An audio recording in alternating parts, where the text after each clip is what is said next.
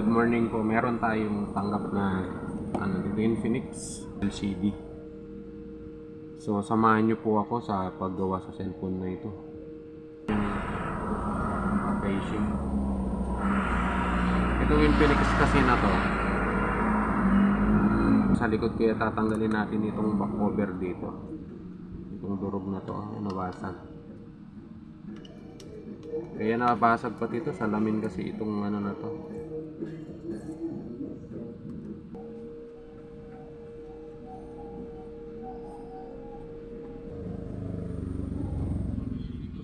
Kabila.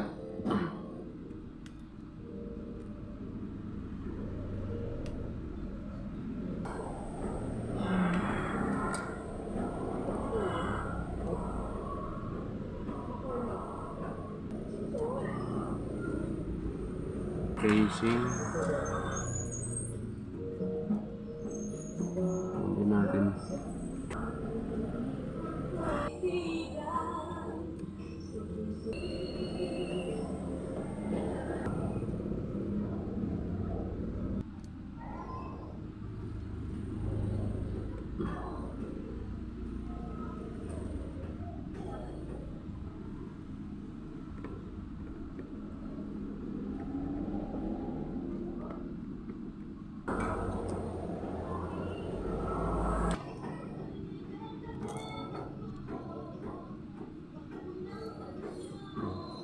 May dalawang SIM card siya. Tanggalin na natin itong casing frame niya.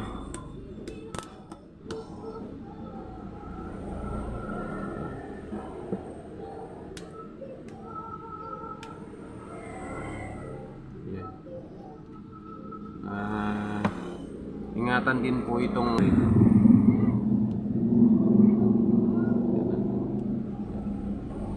natanggalan natin yung kanyang casing frame.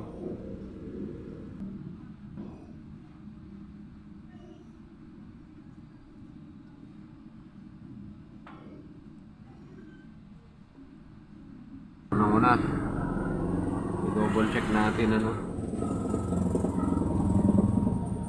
ulit. Kanina kasi unang check ko kasi durog na yung back casing niya tapos nag-blurred pa yung LCD. Akala ko LCD po yung tama. Dinouble check ko, short pala yung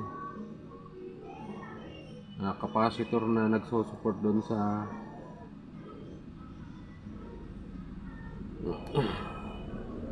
display, may short siya pumapalo siya hanggang 9. Lagi nating double check katulad nito para sa ganun hindi tayo magkamali sa gawa. Labas muna natin itong short. Yun, nandito yung tama niya, sa portion na to.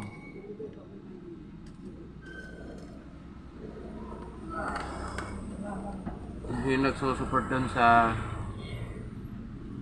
ilaw yung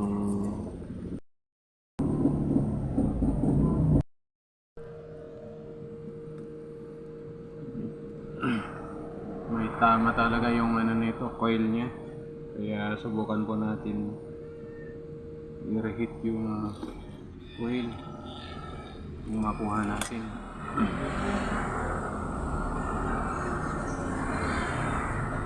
Nag-open siya kasi lang wala siyang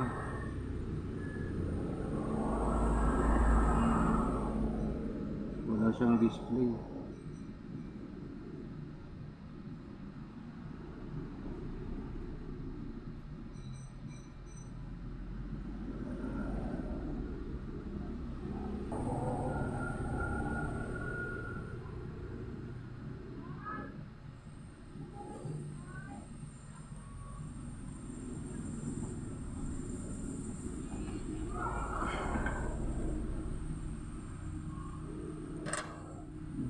Wala yung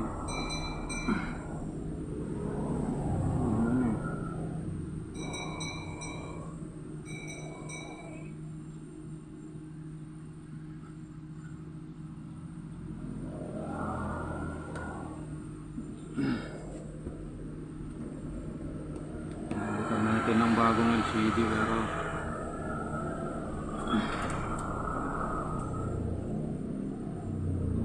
hindi siya ano.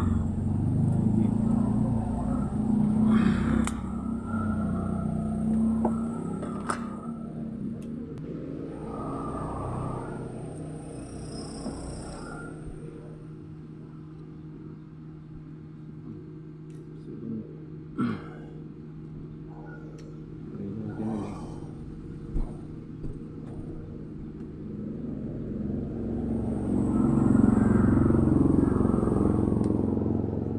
Ibang try ko na to.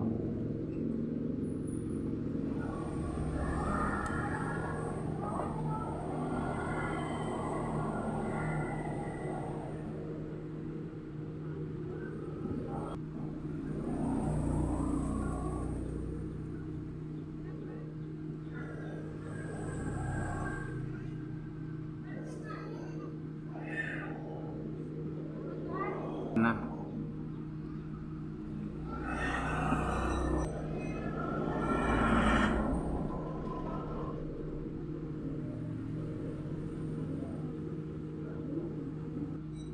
Yeah.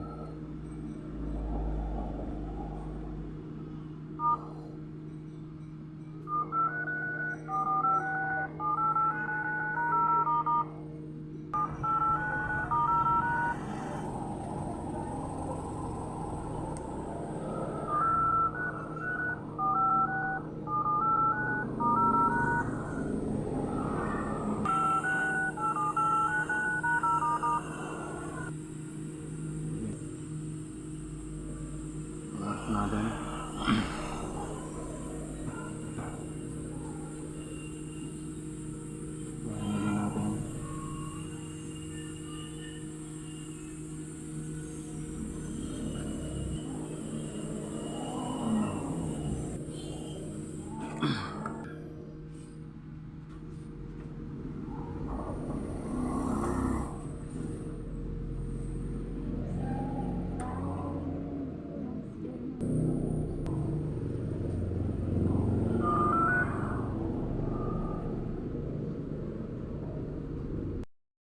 Bayan din natin. Balik na natin.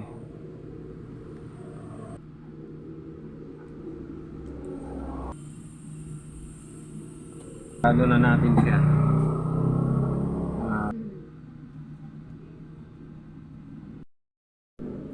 Ayan. Sarado ko na rin. Okay naman na. So successful yung ating pagre-repair sa light coil niya. Light coil. At saka display coil. Yung light coil niya kasi mahina na kanina eh. Tapos yung display coil mahina na kasi gagarbage siya kanina. Akala namin LCD yung sira. Pero sa display coil pala, sa pyesa ang naging sira nito yung cellphone na to. So kung sa tingin po ninyo ang video ito ay makakatulong, paki-like po ang aking FB page, maging ang aking YouTube channel at ang aking TikTok, paki-like po. Maraming salamat po sa inyo sa walang sawang pagtangkilik.